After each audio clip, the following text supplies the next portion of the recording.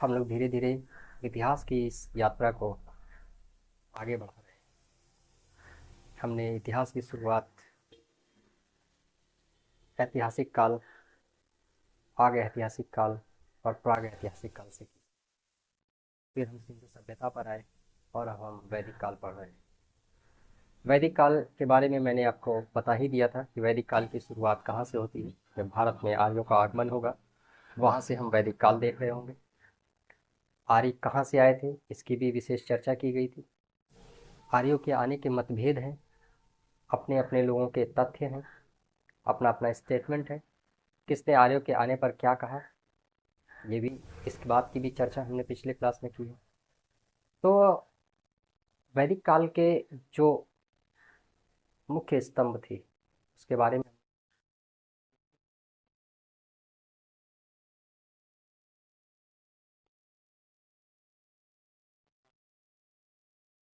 को हमने कहा था कि हमने दो भागों में बांटा है। एक वैदिक काल या ऋग वैदिक काल कह लीजिए, एक है उत्तर वैदिक काल। वैदिक काल को समझने के लिए अर्थव्यवस्था को समझना बहुत जरूरी है। अर्थव्यवस्था को समझने के लिए आपको भारत का भूगोल समझना बहुत जरूरी है। आर्य जब आए हैं, तो अगर आर्यों के आगमन की बात की जाए तो आर्य पूर्ण रूप से भारत में नहीं है। आर्य पाकिस्तान वाला इलाका जो आप देख रहे हैं, सिंधु नदी के पार वाला इलाका, इधर आकर के आर्य बसे हुए, ये पूर्ण रूप से भारत में नहीं है। कब तक नहीं है? वैदिक काल तक नहीं है। या उत्तर वैदिक काल में धीरे धीरे अर्थव्यवस्था मजबूत होगी और फिर हम आगे की तरफ अग्रसर होंगे। आइए तो फिर उसी सतत धारा को बहाते हुए बढ़ते हैं आगे वैदिक काल की तरफ। देखिए, वैदिक काल को यदि समझना है तो पहले अर्थव्यवस्था को समझना होगा। मैंने एक बात आपसे कही थी कि वैदिक काल में जो आर्यों का व्यवसाय है, यह दो प्रकार से, एक पशु है और दूसरा कृषि है। ऐसा नहीं है कि यह कृषि करना नहीं जानते हैं, कृषि करना जानते हैं, लेकिन कृषि के सही उपकरण ही नहीं है। इस वजह से कृषि करना आसान नहीं है। तो फिर करेंगे क्या? अर्थव्यवस्था का कोई आधार तो होना चाहिए। तो अर्थव्यवस्था का आधार है गाय, पशुपालन।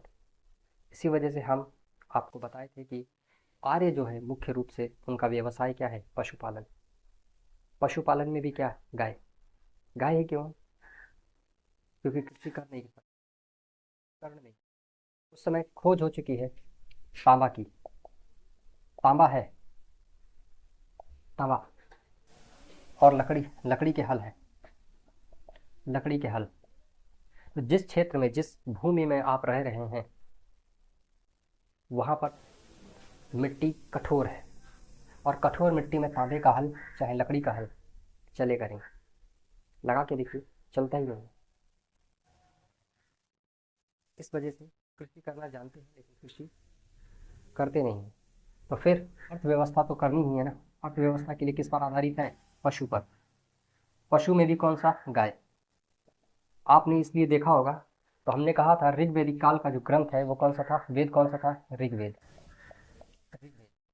अर्थव्यवस्था का मुख्य आधार क्या है? अर्थव्यवस्था का, अर्थव्यवस्था का मुख्य आधार क्या था? गाय। अर्थव्यवस्था का वैदिक काल में, ये अभी मैं वैदिक काल ही चल रहा हूँ, तो वैदिक काल में अगर बात की जाएगी तो वैदिक काल में अर्थव्यवस्था का मुख्य आधार क्या है? गाय। इस वजह से जो मुख्य आधार, यानी कि जो अर्थव्यवस्था का मुख्य आधार हो, अर्थव्यवस्था मतलब क्या होती है? आपके घर में खाना खर्चा, ठीक है, खाना पीना जिस बजट के अनुसार चलता है वही क्या है? आपके घर की अर्थव्यवस्था। इसको माइक्रो अर्थव्यवस्था बोलेंगे। जब किसी बड़े घर की अर्थव्यवस्था, इसको मैक्रो अर्थव्यवस्था बोलेंगे। देशों की अर्थव्यवस्था मैक्रो अर्थव्यवस्था में आ जाती है। ठीक है, तो आपके घर में जो खाना खर्चा चल रहा है वो क्या है? माइक्रो अर्थव्यवस्था। क्लियर? अर्थव्यवस्था का आधार क्या है? गाय। इस वजह से जब वैदिक काल में आप ऋग्वेद को पढ़ने के लिए बैठेंगे तो आप देखेंगे, जैसे अगर हम बात करें किसी भी देश की, जैसे अब जो देश जिस लिए प्रसिद्ध हो उसको उसी के नाम से जानते हैं। जैसे कि अगर मैं अरब देशों की बात करूं तो ये पेट्रोल के लिए प्रसिद्ध है, इसलिए जितने भी शब्द होंगे इनके लिए, करेंसी की बात करें तो पेट्रो करेंसी। ठीक।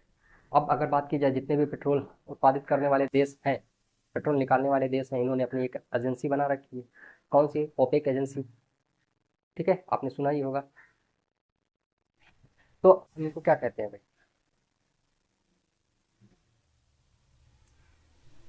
पेट्रो इकोनॉमी है इनके देश में, इसलिए हम इनकी इकोनॉमी को क्या कहेंगे? पेट्रो इकोनॉमी कह सकते हैं।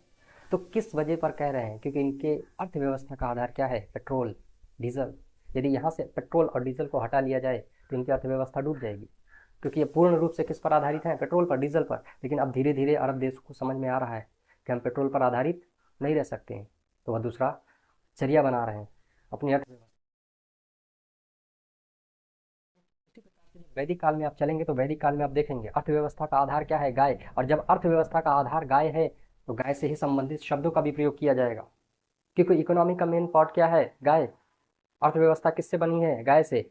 इसीलिए आप देखेंगे जिसके पास बहुत ज़्यादा गाय हैं, ऋग्वेद में आप देखेंगे पहली बात तो गाय को अधन्या कहा गया। अघन्या, अघन्या, अघन्या मतलब ना मारे जाने वाला पशु, ना मारे जाने वाला पशु, पशु। इकोनॉमी का आधार है गाय। क्यों कहा गया ना मारे जाने वाला पशु? क्योंकि इकोनॉमी, अर्थव्यवस्था का मूल आधार है पशु, गाय मुख्य आधार है। और यही गाय को ही मार देंगे तो अर्थव्यवस्था को मार रहे हैं आप। इसलिए क्या कहा गया? अगन्य। शब्दों को समझे, वेदों को समझे। आगे बढ़ते हैं। उसके बाद आप एक देखेंगे समय। समय के लिए एक शब्द प्रयोग किया गया, गोधुली। समय प्रयोग किया गया गोधुली, गोधुली। आप देखेंगे जितने भी मैं शब्दों का प्रयोग कर रहा हूँ उसमें कहीं ना कहीं गाय, गो, गए, गाय का जो ग का प्रयोग जरूर होगा। क्यों? क्योंकि अर्थव्यवस्था का आधार क्या है? गाय। समय के लिए क्या प्रयोग किया गया? गोधुली। जिसके पास, और अमीर, अमीरी और गरीबी का पता भी किससे चलता है? आज के समय में जिसके पास बहुत ज़्यादा पैसा है उसको हम क्या कहेंगे? अमीर। जिसके पास नहीं है वो गरीब, निर्धन। उस समय वैदिक काल में क्या होगा? वैदिक काल में अमीरी गरीबी का पहचान कैसे होगा? गविष्ठी, गविष्ठी। ठीक है, जिसके पास बहुत ज़्यादा गाय, बहुत ज़्यादा, बहुत ज़्यादा गाय है जिसके पास, जिसके पास गायों की संख्या क्या है? बहुत ज़्यादा है, उसको क्या कहेंगे? गविष्ठी। गवेश, गवेश, गायों की खोज, गायों की खोज या गायों के लिए युद्ध क्या कहलाएगा? गवेश। आप देखेंगे अर्थव्यवस्था का आधार है, सारे शब्द भी ऋग्वेद में उसके लिए प्रयोग किए जाए। ये सब ऋग्वेद में लिखे हुए शब्द हैं जो गायों के लिए प्रयोग है। गाय अर्थव्यवस्था का आधार है, इसलिए जो अर्थव्यवस्था का आधार है उससे संबंधित ही चीज़ें चलेंगी। आई होप आपको समझ में आ रही हो मेरी बातें। तो वैदिक काल में अगर पूछा जाएगा आपसे कि कृषि मुख्य आधार ना होकर के अर्थव्यवस्था का आधार गाय क्यों है? क्योंकि कृषि नहीं कर पा रहे हैं, लकड़ी का हल है, तांबे का हल है, जमीन में लगाएंगे चलेगा नहीं, इसलिए अर्थव्यवस्था कमजोर है। तो अर्थव्यवस्था, अब गायों की अगर बात करेंगे तो गायों की अर्थव्यवस्था कैसी है? सीमित, सीमित है। क्यों सीमित है भैया? सीमित है, फैली हुई नहीं है। क्योंकि आज खेती की अगर बात की जाए, कृषि की अगर बात की जाए तो कृषि के अंदर क्या होगा? कृषि की अगर बात की जाएगी तो कृषि के अंदर क्या कर सकते हैं? अब आप फसल को बढ़ा या घटा सकते हैं। एक साल आप मेहनत कीजिए तो एक साल में आप 1 कुंटल 2 कुंटल अपना फसल को क्या कर सकते हैं? बढ़ा सकते हैं, फसल को बढ़ा सकते हैं। अच्छी खाद पानी अगर आप देंगे तो आज जो आपकी 5 कुंटल फसल थी एकड़ में, वो करीब हो सकता है 6 कुंटल 10 कुंटल निकल जाए आपका। एकड़ का जो भी आपका निकलता हो, हमारे यहाँ एकड़ चलता है इसलिए हम एकड़ की बात करेंगे। कहीं कहीं बीघा चलता है, ठीक है, कहीं कहीं बिस्वा चलता है, तो अपना अपना समझ है। हमारे यहाँ एकड़ चलता है, तो एकड़ पे अगर आप 16 कुंटल 17 कुंटल काट रहे हैं और अच्छी मेहनत कर दे रहे हैं तो आप उसी एकड़ में 20 कुंटल गेहूँ भी निकाल सकते हैं। तो यह सीमित नहीं है। कृषि की अगर बात की जाए तो यह सीमित नहीं है, इसकी अर्थव्यवस्था को चाहे बढ़ाया भी जा सकता है और घट भी सकती है। लेकिन गाय सीमित है, एक साल में एक ही बच्चा। तो ये अर्थव्यवस्था कैसी है? सीमित है, इसको बढ़ा भी नहीं सकते, घटा भी नहीं सकते। घटा सकते हैं लेकिन बढ़ा नहीं सकते। आप खूब मेहनत कीजिए, खूब बढ़िया से चारा दीजिए, सब कुछ कीजिए, लेकिन फिर भी वो साल में एक ही बच्चा देगी। ऐसा नहीं है कि 2 बच्चा। तो यह अर्थव्यवस्था कैसी हो गई? सीमित। ये सीमित अर्थव्यवस्था थी। और अगर सीमित अर्थव्यवस्था रहेगी तो अर्थव्यवस्था कमजोर होगी, कमजोर होगी, इकोनॉमी कमजोर होगी, पैसा का इनकम कम होगा। और अगर गाय पर ही आधारित हैं तो आप व्यापार नहीं करेंगे। ध्यान दीजिएगा, जब आपके पास बेचने के लिए चीज़ें हैं ही नहीं, खाली एक दुकान आपने बनवा दी है और उसके अंदर कोई सामान ही नहीं है, तो कौन आपकी दुकान पर आएगा? ईंटें खरीदने तो आएगा नहीं कोई, जाहिर सी बात है। ठीक है। तो अब एक ऐसी इकोनॉमी है, वैदिक काल की जो अर्थव्यवस्था है कैसी है? कमजोर अर्थव्यवस्था है। और अगर कमजोर अर्थव्यवस्था होगी तो राजा होगा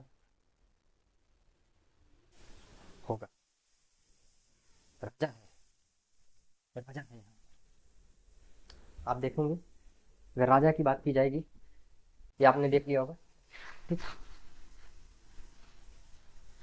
अगर कमजोर अर्थव्यवस्था है तो राजा है। ठीक है, चलिए मान लेते हैं अगर हम कि राजा है, लेकिन इस राजा की अर्थव्यवस्था कमजोर है, पैसा नहीं है, तो क्या यह सेना रख पाएगा? सेना की अगर बात की जाए, जिस भी देश की अर्थव्यवस्था कमजोर होगी वहाँ की सेना मजबूत नहीं होगी। और जिसकी अर्थव्यवस्था ही नहीं है तो वो सेना रख पाएगा? इसलिए वैदिक काल में राजा का उल्लेख मिलता है लेकिन सेना का उल्लेख नहीं मिलता है। कमजोर है अर्थव्यवस्था, गरीब है, लोगों के द्वारा हर साल चुना जाता है, कोई स्पेशल प्रोटोकॉल नहीं है, कोई स्पेशल सेना नहीं है, कोई स्पेशल राज्य नहीं है राजा के लिए। फिर जब इकोनॉमी कमजोर होगी, राजा कमजोर होगा, क्या करेगा? लोगों के बीच बैठेगा। लोगों के बीच कहाँ बैठता है? कहाँ बैठकर शासन? शासन कहाँ बैठ के करेगा? चटाई पर। कहाँ बैठ के करता है? चटाई पर। चटाई पर शासन करता है बैठ करके लोगों के साथ में। जैसे पंचायत, आज की पंचायत आप देखते हैं, वैदिक काल का राजा जो है वो कैसे कैसे करेगा? चटाई पर बैठ के शासन कैसे करता है? चटाई पर बैठ के। क्यों? अर्थव्यवस्था कमजोर है, और अर्थव्यवस्था कमजोर नहीं तो राजमहल बना नहीं सकते, पैसे ही नहीं है। तो क्या टैक्स लेगा राजा? आज भारत की इकोनॉमी या अर्थव्यवस्था का मुख्य आधार क्या है? टैक्स। हम और आप क्या करते हैं? टैक्स भरते हैं, तभी सरकार हमको क्या दे पाती है? सुविधाएं। यदि आप टैक्स नहीं भरेंगे तो सुविधाएं नहीं मिलेंगी। तो मुख्य आधार क्या है? टैक्स। तो राजा के लिए मुख्य कमाई का सोर्स क्या होता है? टैक्स। टैक्स ही तो लेती है जनता, टैक्स देगी तभी तो राजा राज करेगा। अब वैदिक काल की अगर आप बात कीजिए, अर्थव्यवस्था क्या है? कमजोर। इसीलिए इतिहास को समझने के लिए अर्थव्यवस्था को समझना बहुत जरूरी है। यहाँ तक मेरे साथ सतत बने रहिए। अब अर्थव्यवस्था कमजोर है तो क्या राजा टैक्स ले पाएगा? खाने को पैसा नहीं है, खाने को अनाज नहीं है, टैक्स कहाँ से देगी जनता? टैक्स नहीं है, टैक्स कहाँ से देगी? और जब टैक्स नहीं है तो सेना नहीं होगी, और सेना को सैलरी कहाँ से दोगे? इसलिए सेना नहीं है। तो फिर आपने कहा है गवेश, गायों की खोज, गायों की खोज। ऋग्वेद का 7वां मंडल, ऋग्वेद का 7वां मंडल, दशराज युद्ध, दशराज युद्ध, दशराज युद्ध का वर्णन। 7वां मंडल दशराज युद्ध का वर्णन। फिर आप कहोगे आप तो कह रहे हो सेना नहीं है और यहाँ युद्ध लड़ा रहे हो, अकेला राजा युद्ध कैसे लड़ लेगा? युद्ध होते थे, युद्ध में सेनाएं नहीं होती थी, फिर गांव के लोग मिलकर के युद्ध करते थे राजा के साथ। उसको क्या कहा जाता था? संग्राम। क्या कहते थे? संग्राम। ये तो क्या कहलाएगा? संग्राम। ढेर सारे ग्राम एक साथ मिल जाएंगे तो क्या हो जाएगा? संग्राम। और संग्राम होकर के क्या होता था? युद्ध। समझ में आ गई बात? राजा नॉर्मल। क्यों? अर्थव्यवस्था कमजोर है। अर्थव्यवस्था कमजोर है इसलिए राजा क्या रहेगा? नॉर्मल। कोई भी प्रोटोकॉल नहीं होगा, कोई भी मंत्रिमंडल नहीं होगा, पैसा नहीं है, मंत्रिमंडल कहाँ से बनाएगा? सेना नहीं होगी, सैलरी कहाँ से देगा? तनख्वाह कहाँ से देगा? इसलिए राजा तो है, हर साल नियुक्त किया जाता है, लेकिन आम आदमी की तरह जीवन व्यतीत करता है, आम लोगों के बीच में उठता बैठता है। अब मंत्रिमंडल नहीं है तो राजा को सलाह कौन देगा? राजा सारे निर्णय अकेले तो नहीं ले सकता ना। मंत्रिमंडल नहीं है तो फिर राजा को सलाह, सलाह अगर पूछा जाए राजा को सलाह, सलाह कौन देगा? राजा को सलाह कौन देता है? ठीक। तो समिति, सभा। ठीक। ये दो यूनिट्स हैं, सभा और समिति। राजा को सलाह कौन देता है? सभा और समिति। मंत्रिमंडल नहीं है लेकिन सभा और समिति से क्या करता है राजा? विचार विमर्श, सलाह लेता है, ये सलाह देते हैं। आई होप यहाँ तक आपको बातें समझ में आ रही है। तब आप जब वैदिक काल को पढ़ोगे तो आप देखोगे राजा को सलाह देने वाले लोग सभा और समिति। ये वैदिक काल है। अर्थव्यवस्था कमजोर है। सारा उल्लेख कहाँ देखने को मिल रहा है? ऋग्वेद में। अर्थव्यवस्था का आधार क्या है? गाय। देखो, गाय को पकड़ लो, अर्थव्यवस्था को पकड़ लो, आपको आधा वैदिक काल समझ में आने लगेगा। कुछ नहीं है इतिहास, सतत धारा है, बह रही है। कुछ इसमें हाथ धोते हैं, कुछ नहा लेते हैं। जो नहा लेते हैं उनको समझ में आती है, जिसने सिर्फ हाथ धोया उसको क्या मालूम। आइए आगे बढ़ते हैं। राजा सेना नहीं रख सकता, टैक्स नहीं ले सकता है, जनता के पास खुद के पैसे नहीं, टैक्स कहाँ से देगी? वैदिक काल।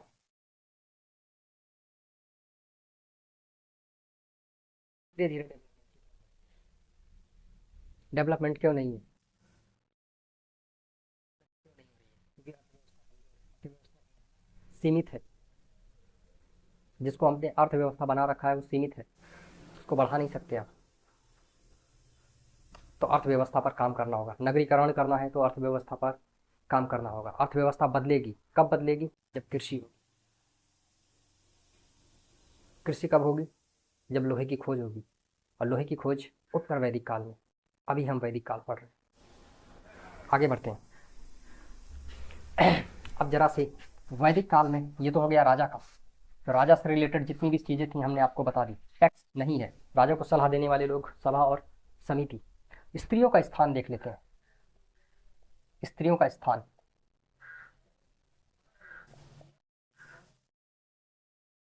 स्त्रियों की दैनिक स्थिति की अगर बात करें, दैनिक स्थिति, दैनिक स्थिति बहुत बेहतरीन नहीं है, लेकिन हम कहेंगे ठीक है। वैदिक काल में स्त्रियों की जो स्थिति है, दैनिक स्थिति है, वो सही है अन्य काल के देखे हुए। क्यों? क्योंकि स्त्री को शिक्षा का अधिकार है, शिक्षा का अधिकार है। तभी तो आप पढ़ते हैं लोपा, मुद्रा, गार्गी, विदुषी महिलाएं हैं। लोपा, मुद्रा, गार्गी। ये गार्गी वही महिला है, वही विदुषी महिला है। क्या इसके नॉलेज का, क्या इसका नॉलेज रहा होगा, क्या इसकी शिक्षा रही होगी कि इसने यज्ञवल्क्य, वैदिक काल के महान ऋषि यज्ञवल्क्य को चैलेंज किया वाद विवाद में।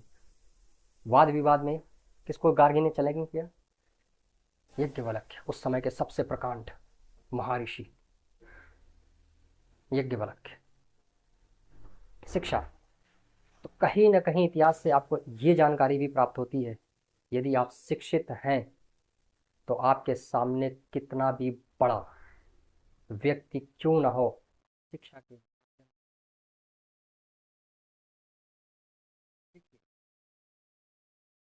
पढ़िए, इतिहास को पढ़िए, जिससे आपको सीख मिले। इसलिए जब हमने इतिहास की शुरुआत की थी तभी मैंने बोला था, इतिहास पढ़ने का विषय नहीं है, सीखने का विषय है। इतिहास सिखाता है क्या? वह गलतियां जो पुराने लोगों ने की हैं और आप मत कीजिएगा। तो इतिहास को पढ़ करके आप अपना भविष्य बना सकते हैं। बढ़िया। इसीलिए इतिहास को मुर्दे लोगों का सब्जेक्ट नहीं, जबकि जीवांत सब्जेक्ट कहते हैं, जीवांत विषय। इतिहास क्या है? जीवांत विषय। ये मृत लोगों की कहानियां नहीं बताता, ये जीवांत विषय, आपको जीने का सलीका, जीने का ढंग सीखो। आइए आगे बढ़ते हैं। लोपा, मुद्रा, गार्गी। शिक्षा का अधिकार, स्त्रियों को शिक्षा का अधिकार है। और क्या अधिकार है? शिक्षा का जब अधिकार रहेगा तो जाहिर सी बात है योग्य होंगी स्त्रियां। और जब ये स्त्रियां योग्य थी तो घरों के यज्ञ, यज्ञ और अनुष्ठान, अनुष्ठान, घरों में होने वाले यज्ञ और अनुष्ठान स्त्रियों के द्वारा ही संपन्न करा लिए जाते थे। यानी कि घर में अगर कोई, आज जैसे आप अपने घर में कोई अनुष्ठान करें, कोई यज्ञ का उत्सव रखें, तो उसके लिए आप पंडित जी को बुलाते हैं, बुलाएंगे। उस समय की स्त्रियां ही इतनी पढ़ी लिखी हुआ करती थी कि वो स्वयं ही घर में अपने यज्ञ अनुष्ठानों के कार्यों को खुद कर लिया करती थी। तो शिक्षा का कहीं ना कहीं प्रभाव ये भी है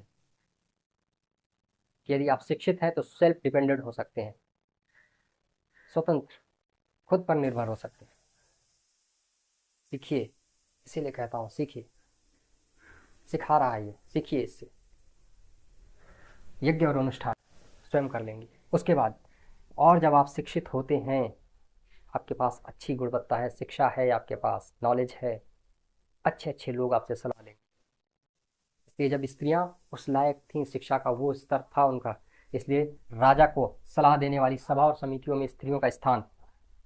राजा को सलाह कौन देता था? सभा और समिति, इसमें भी स्त्रियों का स्थान, स्त्रियों को स्थान था। स्त्रियों को क्या था? स्थान। शिक्षा बहुत जरूरी है। इसीलिए तो भीमराव अम्बेडकर जी ने कहा था, शिक्षा उस शेरनी का दूध है जो पिएगा वो दहाड़ेगा। और जब आपको सही और गलत की पहचान होगी तो आप चाह करके भी चुप नहीं रहेंगे, आवाज़ तो उठाएगा जो व्यक्ति शिक्षित है। शिक्षा वाकई शेरनी का दूध है, जिसने पिया उसने दहाड़ा है, दहाड़ रहे। आगे देखते हैं सभा और समिति। और जो भी राजनीति, राजनीति भी थी। स्त्रियां केवल शिक्षा तक ही सीमित नहीं है, राजनीति में भी, राजनीति में भी सलाह देती थी। राजनीति, राजनीति में भी किसका स्थान है? स्त्रियों का स्थान। राजनीति में भी स्त्रियों का स्थान उत्कृष्ट। वैदिक काल का समय, अर्थव्यवस्था कमजोर लेकिन स्त्रियों की स्थिति मजबूत। शिक्षा से लेकर के राजनीति तक स्त्रियों का मजबूत देखेंगे। सामाजिक स्थिति थोड़ी सी देख लेते हैं। अगर सामाजिक स्थिति की बात करें तो स्त्रियों पुनर्विवाह, पुनर्विवाह, पुनर्विवाह, यदि स्त्री का पति किसी कारणवश उसकी मृत्यु हो जाती है तो उसका पुनर्विवाह कराना जरूरी है। किसके साथ? उसके देवर के साथ। देवर नहीं है तो किसी और के साथ, लेकिन पुनर्विवाह का प्रावधान है। यह कहीं ना कहीं हमको लगता है सही भी है कि एक स्त्री जिसकी अभी उम्र है, उसको सिर्फ उसके पति के मर जाने पर हम वियोग करने के लिए तो नहीं छोड़ सकते। उसकी अपनी भी जिंदगी है, उसको अपनी जिंदगी जीने का अधिकार है। थोड़ा तो सही सही है। स्त्री की सामाजिक दृष्टि वैदिक काल में हमको थोड़ी सी और सही दिखाई पड़ती है। दूसरा, पर्दा प्रथा का प्रचलन है। पर्दा प्रथा, पर्दा प्रथा का प्रचलन, स्त्रियों के लिए पर्दा, पर्दा प्रथा है। अगला, बाल विवाह पर रोक। बाल विवाह पर रोक है। बाल विवाह, स्त्रियों का बाल विवाह नहीं होगा। तो ये चीजें हैं वैदिक काल में। आप देखेंगे अर्थव्यवस्था भले कमजोर है लेकिन स्त्रियों की स्थिति मजबूत है। देवता की बात कर लेते हैं। देवता की अगर बात की जाए, प्रिय देवता उस समय इंद्र है। प्रिय देवता कौन है उस समय? इंद्र। क्यों इंद्र है? इंद्र को क्यों कहा जाता है? वर्षा के देवता है। वर्षा, वर्षा के देवता है इंद्र। सबसे प्रिय देवता इंद्र। प्रिय पशु अगर आपसे पूछा जाए, अर्थव्यवस्था का आधार जरूर गाय है लेकिन प्रिय पशु घोड़ा है। प्रिय पशु कौन सा है? घोड़ा। याद रखिएगा प्रिय पशु कौन सा है इनका। आर्यों का प्रिय पशु क्या है? घोड़ा ही क्यों प्रिय पशु है? अब अर्थव्यवस्था का आधार गाय जरूर है लेकिन यदि आना और जाना है, गाय पर बैठ के नहीं जा सकते। लंबी यात्राएं गाय पर बैठ करके नहीं की जा सकती, इसलिए प्रिय पशु घोड़ा। समझिए चीजों को। प्रिय देवता इंद्र हो गए, प्रिय पशु घोड़ा। उस समय मनोरंजन के लिए ये लोग क्या करेंगे? तो मनोरंजन के लिए घुड़दौड़ होते थे, रथ दौड़ होते थे। ये मनोरंजन के साधन है इनके। धुत क्रीड़ा है, ये मनोरंजन के साधन है। और मनोरंजन आप समझ गए, मनोरंजन के साधन क्या हो गए? रथ दौड़, घुड़, धुत क्रीड़ा है, धुत क्रीड़ा, घुड़दौड़, ये सब क्या मनोरंजन के साधन। अब जब पुरुष जीवन मिला,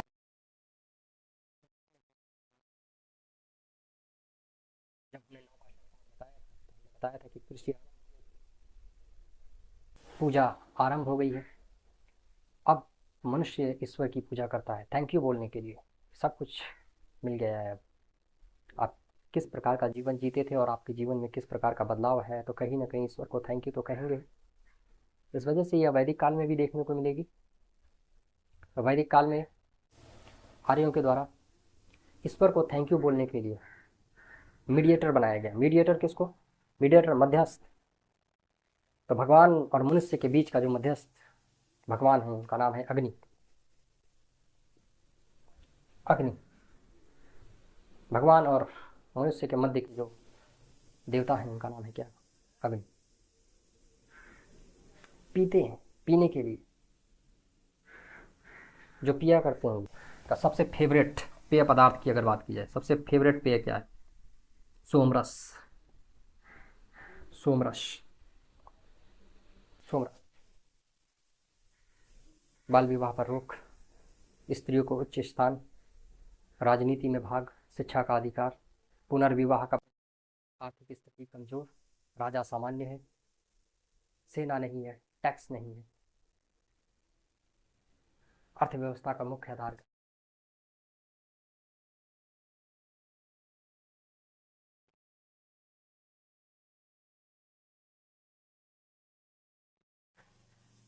इसके बाद हम उत्तर वैदिक काल पर चलेंगे और देखेंगे कि किस प्रकार से अर्थव्यवस्था में बदलाव हुआ, जिसके पार किस तरीके से फिर स्त्रियों की स्थिति क्या हुआ, क्या वजह रही कि स्त्रियों की स्थिति गिर गई। स्त्रियों की स्थिति जो समाज में मजबूत साबित थी वो एक बिल्कुल किस तरीके से नीचे चली गई, छीड़ कैसे हो गई स्त्रियों की स्थिति। महत्वपूर्ण चर्चा का विषय रहेगा। इंतजार कीजिए अगली क्लास का। तब तक के लिए जय हिंद।